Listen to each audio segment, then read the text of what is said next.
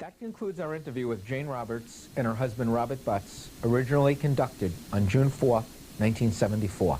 Following, you will see something unique and exclusive, the only existing video of Seth speaking through Jane Roberts. This took place later in the evening during a Seth class in Jane's living room. In John Climo's book, Channeling, published by Jeremy Tarcher in 1987, Jane Roberts is credited as being the first medium of modern times, the one who pioneered the current New Age channeling phenomenon. Climo writes, "The modern era of channeling began with Jane Roberts and her source, Seth. The publication and widespread distribution of millions of copies of the assorted Seth books beginning in the early 1970s brought channeling to broader public attention than had anything or anyone in this century except for Edgar Cayce. And now, for the first time in any major metropolitan area in the world, we will broadcast Seth actually speaking through Jane." I bid you good evening. How's it going? Good evening. And understand your responses to our friend here. For when he speaks, you fear the vocabulary. Because you fear the beliefs that you still are afraid operate. You are afraid that after all, for all of your hard-earned knowledge,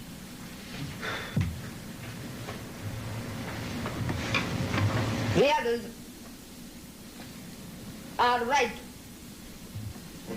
You are not sure of your position, and therefore you must defend it with a great vehemence. You sense in our well-meaning and beautiful friend those beliefs against which you yourself have fought for so long. And you are afraid that in your heart of hearts you do not trust the joyful integrity of your own being.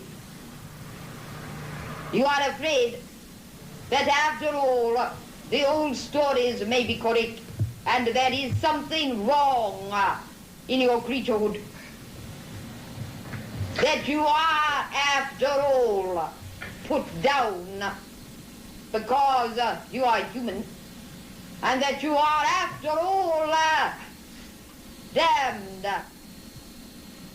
because you are what you are,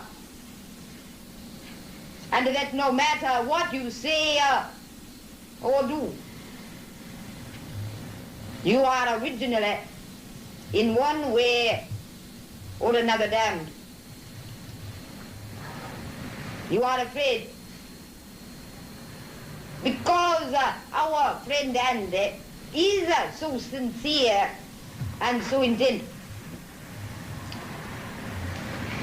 that after all,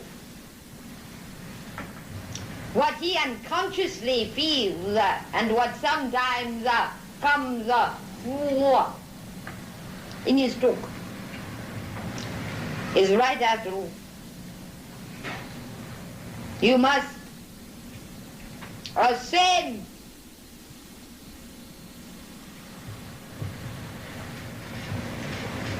meaning that there is something wrong with where you are and what you are. Now, in those terms, what you want to be is within you now and within your glowing creaturehood. As he tried to say, there is no above or below.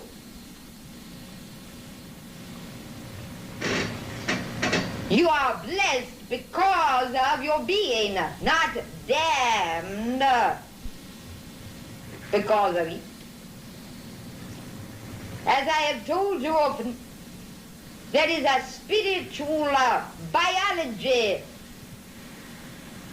within your being. And it speaks through each of your moments and through your sexual experiences. It speaks when you drink a glass of water, or when you wiggle your foot. That is also a highly biological nature to your spirituality. Your atoms and your molecules and your cells know themselves to be part of all that is. They do not question. That does not mean that there is anything wrong with questioning.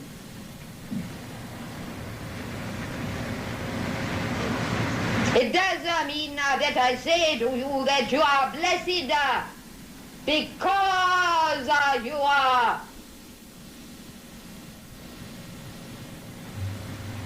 that your spirituality is known through the glories of your flesh, and that your flesh becomes more spiritual because of its existence through the seasons and its experience with the time that you know and recognize. You form your own reality. I say this to you each week.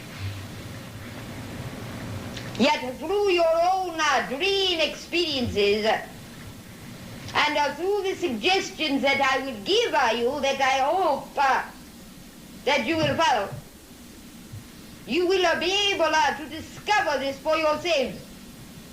What I hope to be able to show you the different levels of consciousness in which you dwell.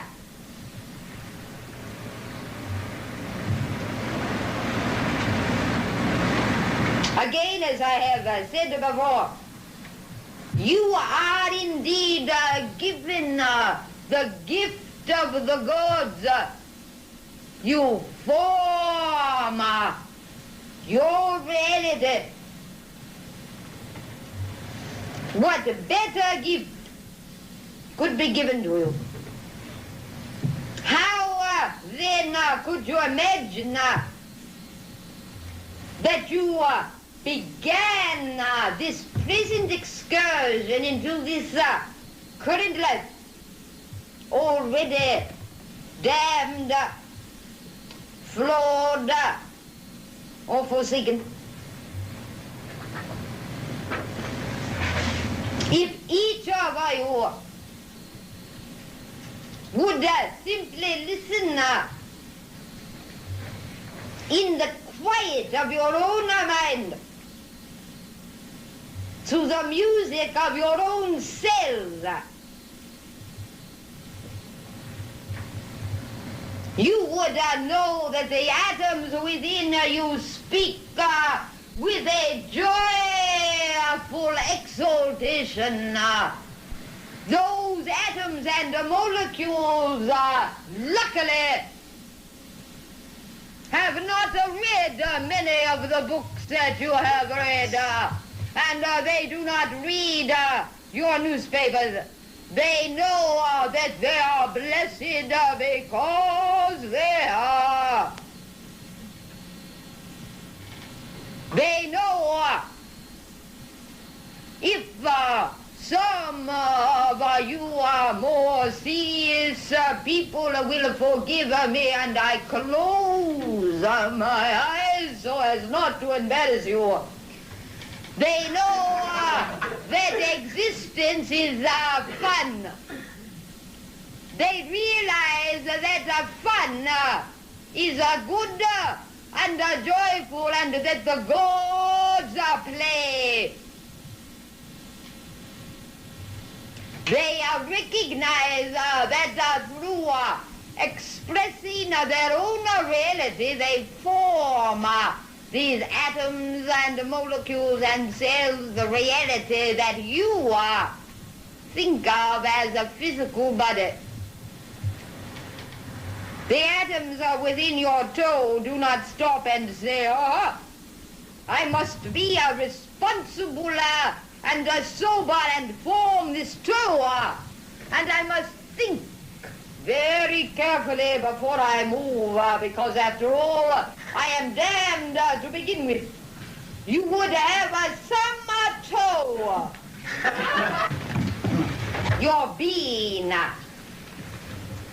is important. The fact that you are, my friend, impresses the universe, and that impression is never lost. That impression lives in your terms, though time itself is forgotten and dies.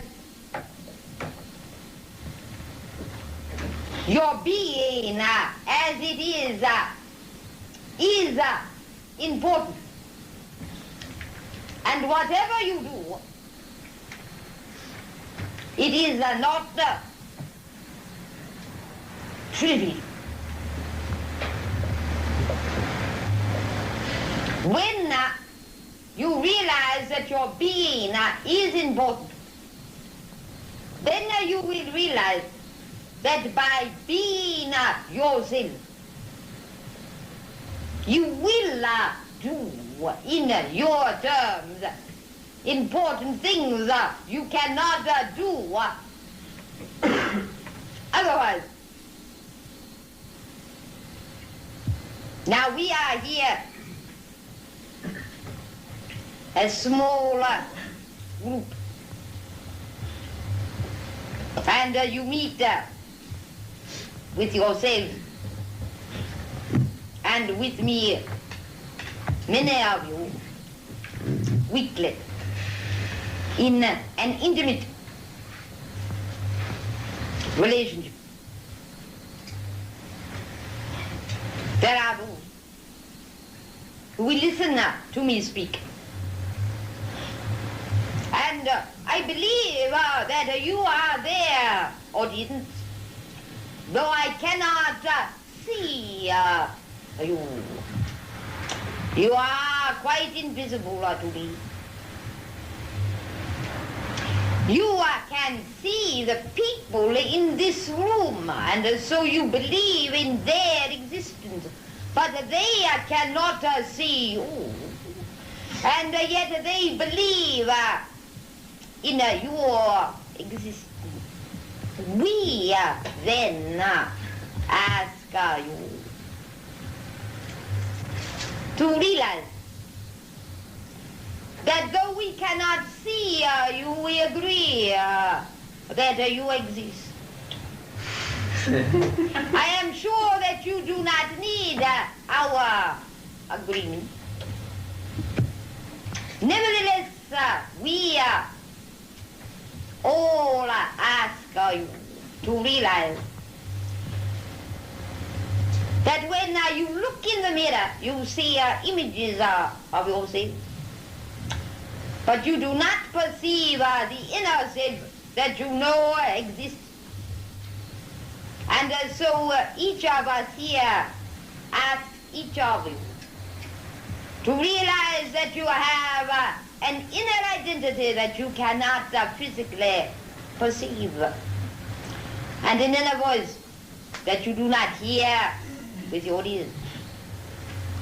Each of us here therefore asks you to admit the validity of your own being, to enjoy the being that you see and feel and touch, and yet to realize that you have still greater vitality and reality. We ask you in the most scandalous manner possible to realize one thing, that you are good that you are blessed and that there is nothing wrong with you.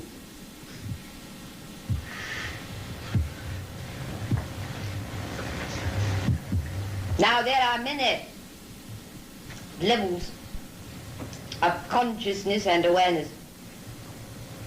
And there are ways that things are said and unsaid. There are gestalts or families of consciousness. Each of you belong to such families.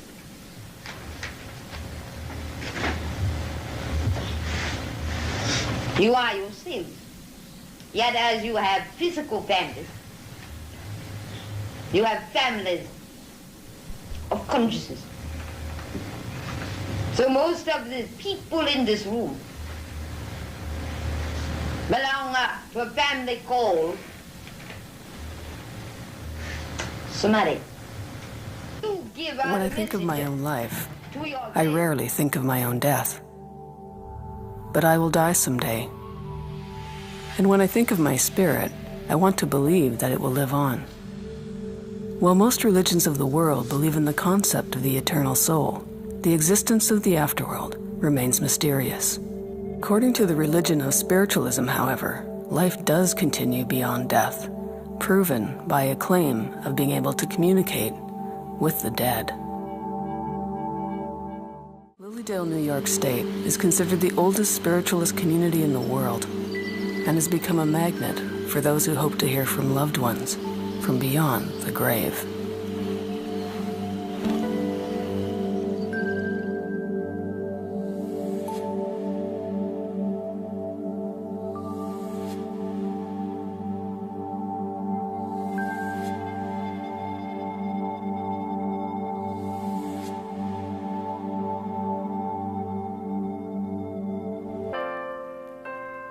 From what I've read, the evolution of Lilydale goes back to 1844 with the formation of the Leona Free Church in Leona, New York, just a few miles from what is now Lilydale.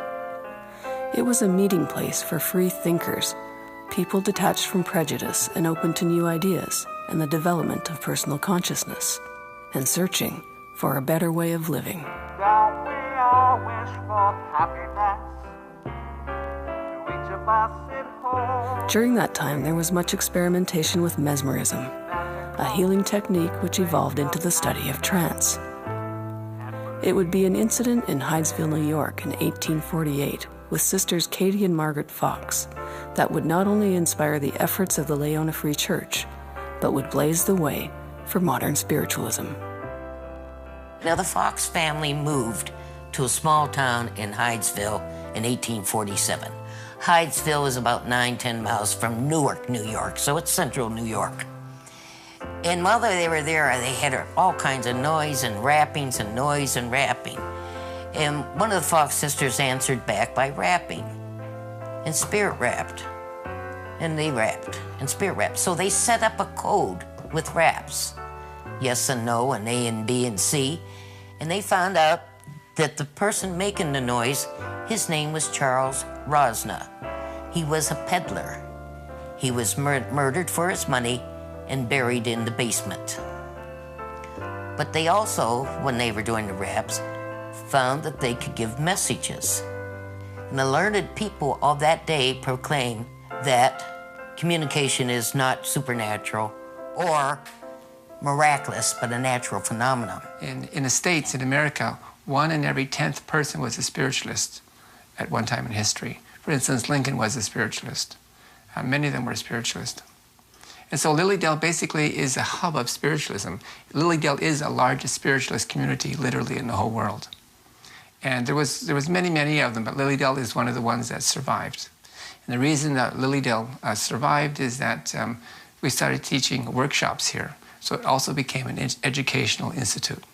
Not institute, but an educational society where they actually taught people how to do the mediumship. Lilydale's heritage is also firmly rooted in its surroundings today. With its architecture, mostly Victorian, There's an unescapable timelessness about this place.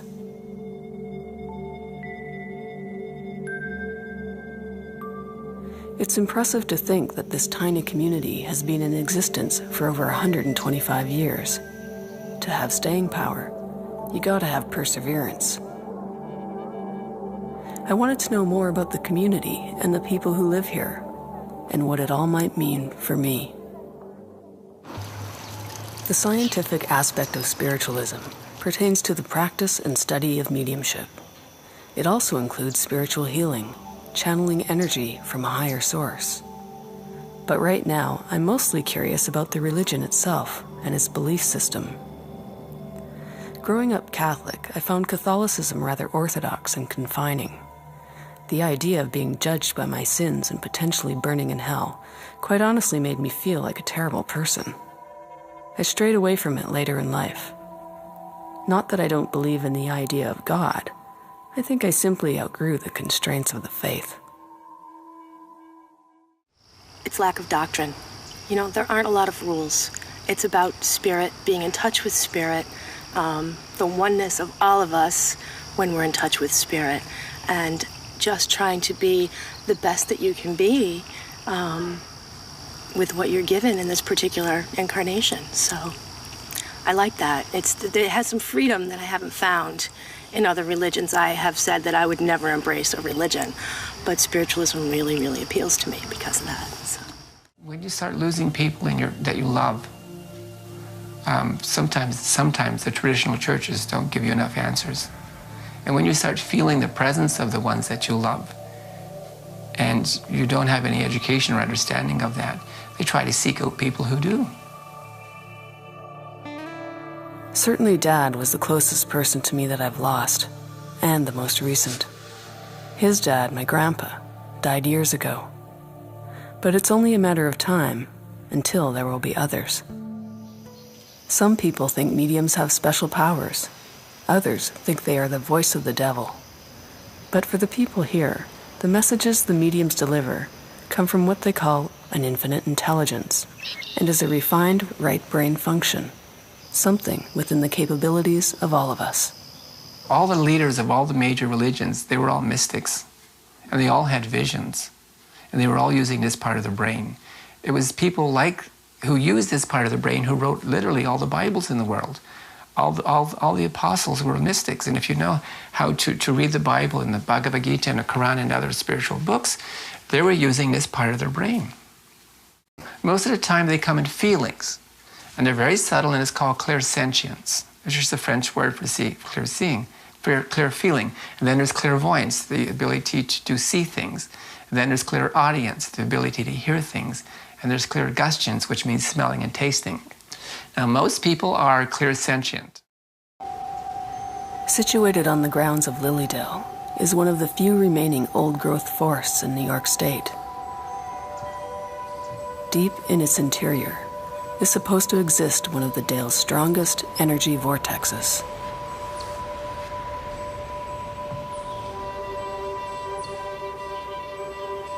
In the heart of the Leland Woods, this vortex is said to heighten mediumship vibrations and is most prominent near what is called Inspiration Stump. Good evening, everyone. Good evening. Can I come to you, sir, if I may? Yes. Thank you. As I'm linking with you, my friend, I feel I want to talk about... Making this film does have its advantages. I had the opportunity to meet and interview several of the 40 registered mediums here at Lilydale. The decision with who to have a reading is one thing. The other thing is who might come through at a reading. Now, you also get ancestors who have passed on. But you also get sometimes children that never had an opportunity to be born into this world. So children that were aborted or miscarriages, they come also. And sometimes you'll get your distant relatives. And sometimes you'll get angels. And sometimes you'll get what we call spiritual guides. Now, the difference between spiritual guides and angels is a guide is a person like you or me or your grandfather who's gone on to the other side of life and has continued because they continue to educate themselves, and who comes back and helps to guide and inspire other members in the family. Now, let me say something funny. Just because you're dead, it doesn't mean you know a lot. Okay? So it's not that we speak to everybody who has passed on. It's just like asking somebody on the street, you know, should I buy my Rolls Royce? And the person doesn't even know how to drive. You can do that. So, again, just because you're dead, it doesn't mean you know a lot. So one of the gifts of the Spirit, and it talks about this in Corinthians in the Bible, is the ability to discern the Spirit. So when a spiritual being or your ancestors come around you, they give themselves away by their energy, okay? And in their energy is also their intent. So you can read into their intent. I never really considered that someone continues to grow on the other side. Perhaps Dad sees things differently now, too. I felt excited, anxious, and kind of fearful. My worry turned from, what might my dad say, to, what if he doesn't say anything at all? I mean, personally, I still wasn't totally convinced that this was all for real. But I was about to find out. I'm smelling tobacco. Do you remember a grandfather, a person in your family that would have chewed tobacco? Yes. Because I'm just sensing his vibration, so I'm getting this through taste. And I feel as though he's saying to me that he's been guiding you ever since you were a child. And now I'm smelling lilacs. So I seem to be getting a lot of smells with intuitive smell. I'm smelling lilacs with you. I'm getting the common name of Marie or Mary. Do you understand that? Yes. Who's that? Mary's my grandmother. Okay. And now there's another gentleman here that had a cancerous condition. Who's that? That's my dad. Okay. Now, the reason why I get, their different mediums have different gifts. And the reason why I get the physical problems is because remember, I'm a medical intuitive. So that's why I get those things, okay? And as your dad is around you, he wants to say, tell your mother I say hi, okay? He would like to thank you for being his daughter. He's sorry that he had to leave so soon. But the main thing with your father is that you will feel his presence and you will feel the peace there.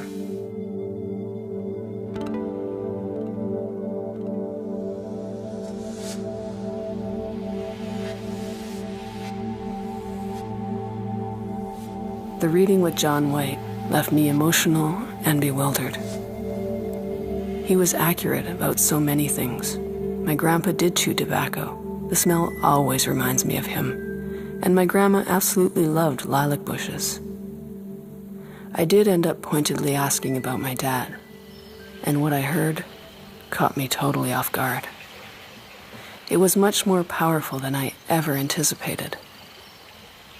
Though his words were few, the impact was incredible.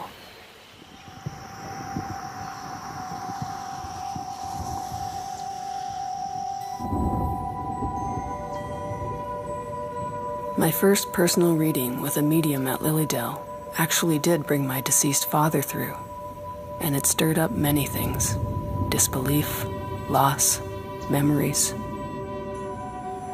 Even though his words were few, I felt acknowledged as his daughter, something I've yearned for years. I felt emotionally spent, exhausted. But Lilydale may be able to address that too. Just as many journey to Lilydale in hopes of a mediumistic experience similar to mine, others come for spiritual healing, hands-on healing, the guiding of energy from a higher source. And though it doesn't get as much billing as mediumship, spiritual healing is deemed one of the highest services of spiritualism. Do I believe communication with the dead is possible? Absolutely. Has it mattered to me? Dearly. And as I leave this place to re-enter the world from which I came, I bring with me a whole new sense of self. That life, my life, is truly a gift. Don't we all wish for happiness? To each of us it holds a dream. It's magical to think of happiness and believe it's there for me.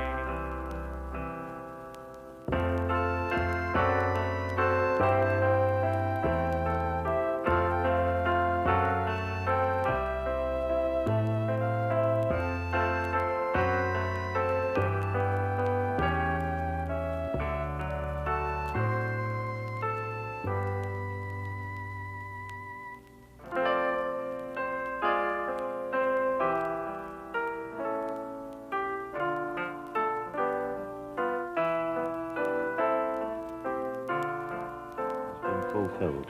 Fanny became a famous medium, as did her son, Gordon Higginson, who is now the longest-serving president of the Spiritualist National Union. The message of Spiritualism is not about death, but about life. Your body dies, ladies and gentlemen, but do you? How can these great revelations, how can we understand them unless we search to find where are those you love? Is this world of spirit only for the saints? Oh no. Who are these who come back with this great awakening light? Are they not the ones who have been our parents and our loved ones, and who have suffered in the past? Are they not the ones that come back still with love and back? We've got to get rid of that word, haven't we? How can they come back if they've never been anywhere? There's no such thing as death. Let's get rid of it altogether. Talk about life. And when we talk about our God, why are we so happy? You see, we're never sad as spiritualists. We're happy. That's why I like funerals. And have you noticed when they talk about spiritualism, they talk about cards and crystals and all that sort of thing? It annoys me. If I ever get unhappy about things, it's when I see that, and especially when I go past in Blackpool and places like that, and I see up there spiritualist clairvoyants. I very often go in, and I say, to them, have you ever seen the spirit world? Oh no, I'd die if I did. And I say, well, there's no death, you see, this is the problem, I shall live here. And in addition to that, besides that, what you've got to understand is, you give me evidence of the continuity of life, then you could write up that you're a spiritualist clairvoyant. But get rid of the word clairvoyant and call yourself a spiritualist medium.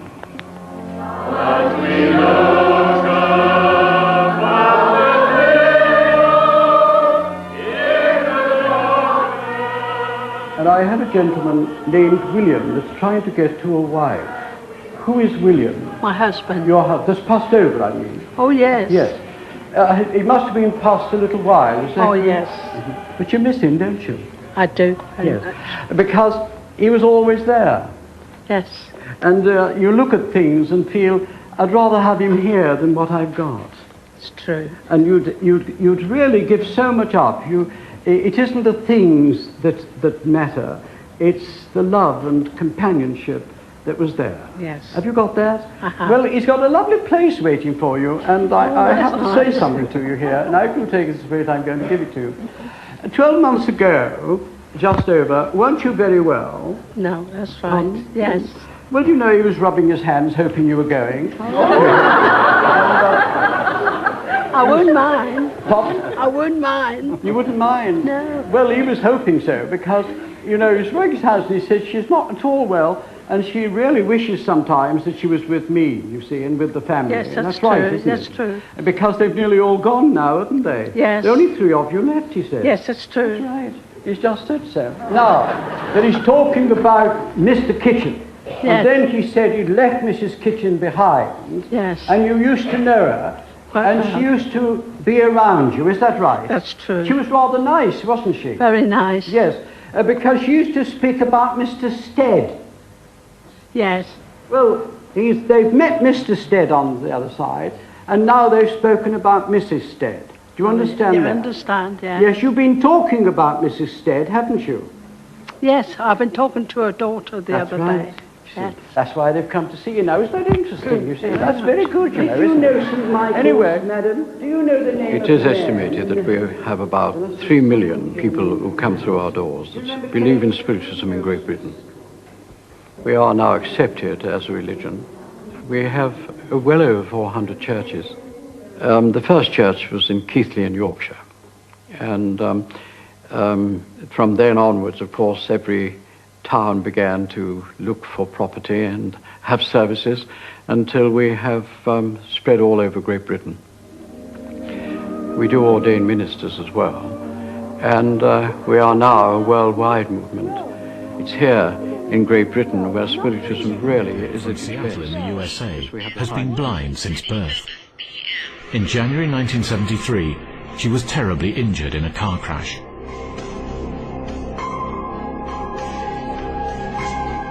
I had a skull fracture, concussion, neck injury, back injury, leg injury, and I was dead for 4 minutes. Vicky's heart had stopped. Was she clinically dead, or just in a deep coma?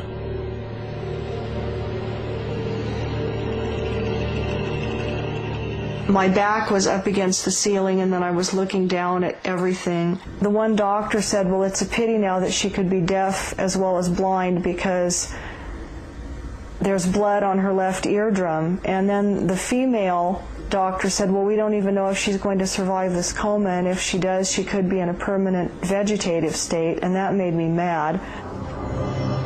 As she fought for her life, something even more extraordinary happened.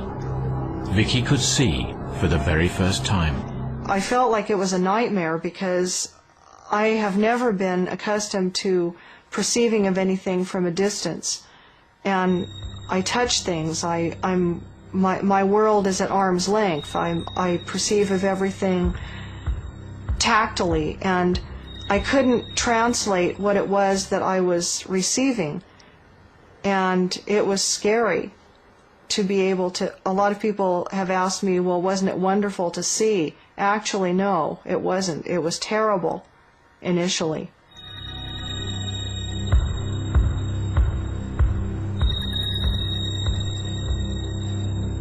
I saw this ring on my left ring finger, and I thought, okay, that is me. And I also realized I had very long hair then down to my waist, and I realized that they'd shaved off quite a lot of it, and I was pretty upset about that. How could Vicky's blind eyes see? I mainly dream even with taste, touch, sound, and smell, but in my dreams there is no light, no color, and there are no visual impressions. Vicky's experience interests scientists. She works with a psychologist from New York University specializing in the near-death experiences of the blind, Sharon Cooper. If you compared her case with many sighted near-death experiencers, you would not find differences.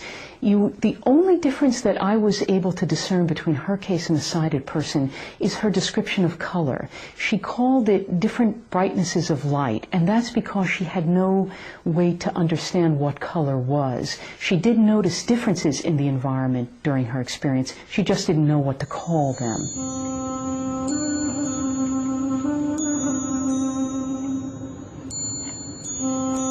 Vicky Umipeg survived and returned to her world of darkness. She still has no doubt that for just a few minutes she was able to see. I do know that there are many people who are going to be skeptical and who don't understand and who don't believe what I say, but I know what I experienced, I know what I saw, I know what I heard, I know what I felt. And so I just leave it at that. Vicky's story seems to challenge rational scientific explanation. And there are others. How does science explain another widely reported part of the near-death experience, floating outside the body? Cardiologist Pim van Lommel also has his own explanations about how images are received into a non-functioning brain. Until now we had a concept that consciousness and memories are generated by your brain. If this concept is true, then it would not be possible to experience your full consciousness with memories from early childhood, with cognition, with emotion, with perception, above and beyond your body, during a period when your brain is not functioning. But if the brain is dead and unable to generate images, where do they come from? Van Lommel's controversial theory is that in some way consciousness exists outside the brain, something it can plug into. So I compare the brain with a kind of receiver, as an interface, as a decoder for consciousness, to connect consciousness to our world. The internet you receive is not in your computer. When you switch your computer off, the internet is still everywhere. Everywhere where you put another computer on. If his theory is correct, then the visual components of NDEs are visions of an unplugged brain. The message. The medium is not the message. You are the message.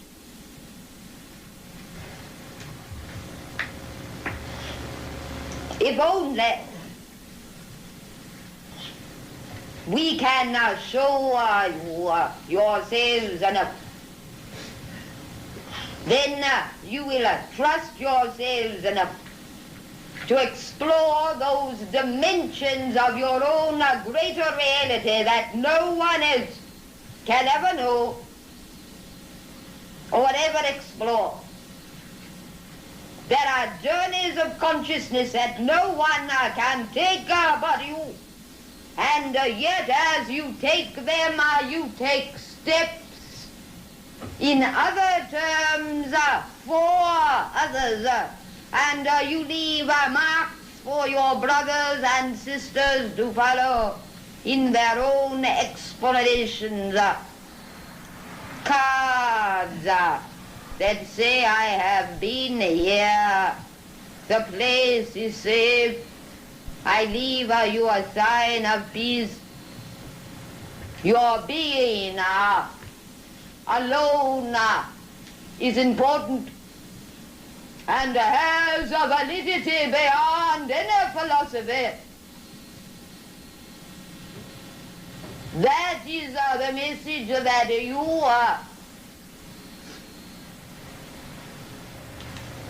are trying to give to yourself. You are each trying to rediscover for yourselves in your terms now, after centuries of myths and distortions, the validity of your own beings. I ask you not to trust the validity of my being, which is none of your concern, but to trust the validity of your being, which is very much of your concern. Now, class members here know what I am doing. I ask you then to sense the energy in this voice and know that it is your own joyful vitality. I ask you to feel it and enjoy it as your own.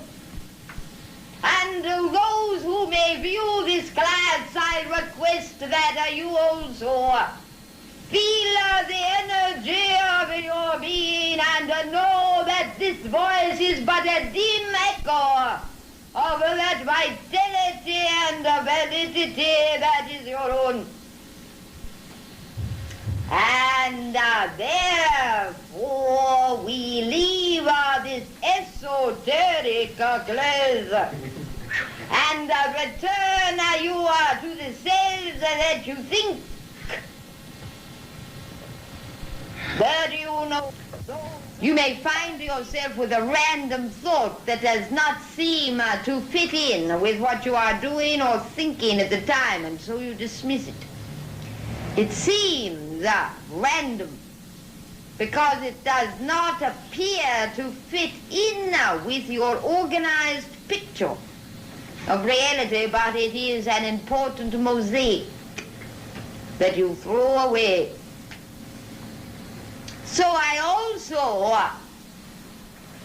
joyfully and playfully and creatively challenge each of you, even now, derpy boy over here, to become more and more aware of your waking experience and of those stray thoughts that come in your terms like thieves in the night.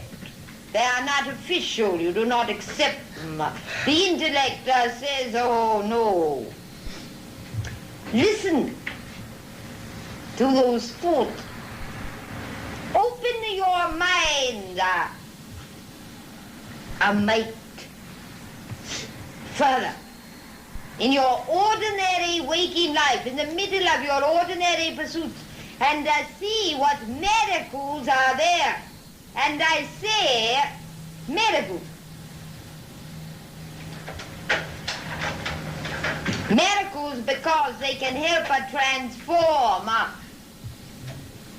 your own understanding and your own reality.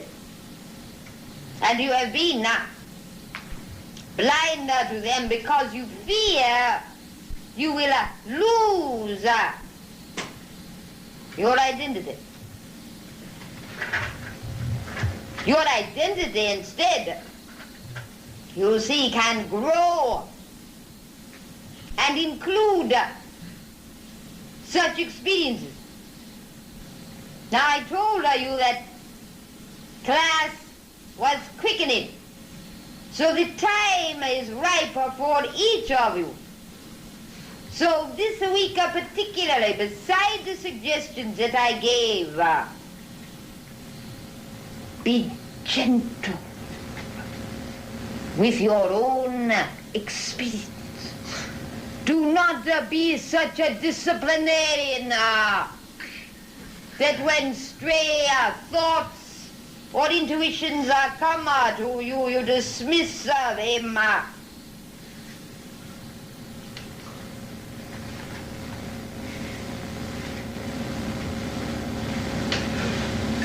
The fields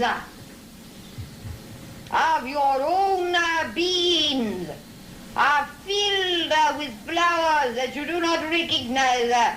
You do not stop to look at them or smell their odors.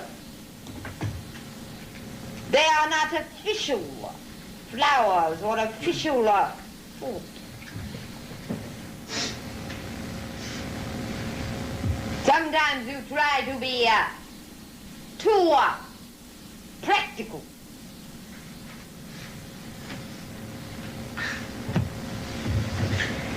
You have lovely eyes.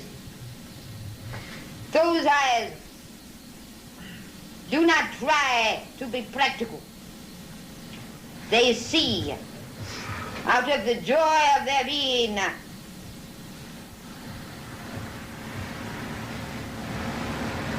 They do not hustle themselves.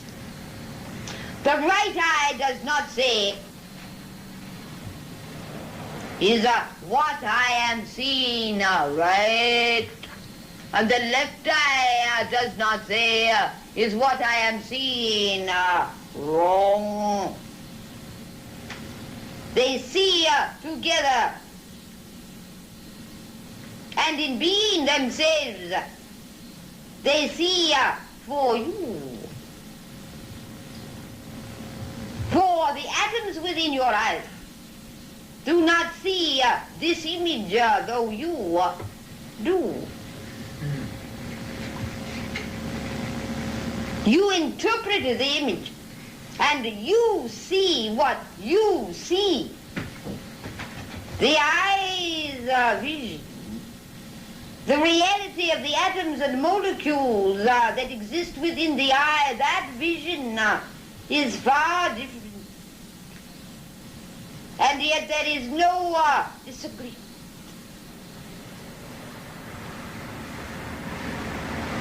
So there is no disagreement between your official reality and those unofficial realities that sometimes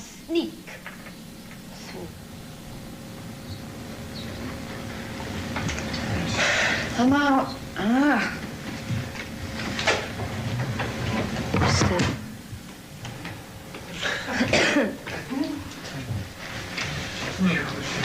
Camera? Light? Yeah, it's all on. Class has been over now for quite some time, but the events that transpired during those years will never really have an ending. And as Seth might have said, in other terms, have yet to begin.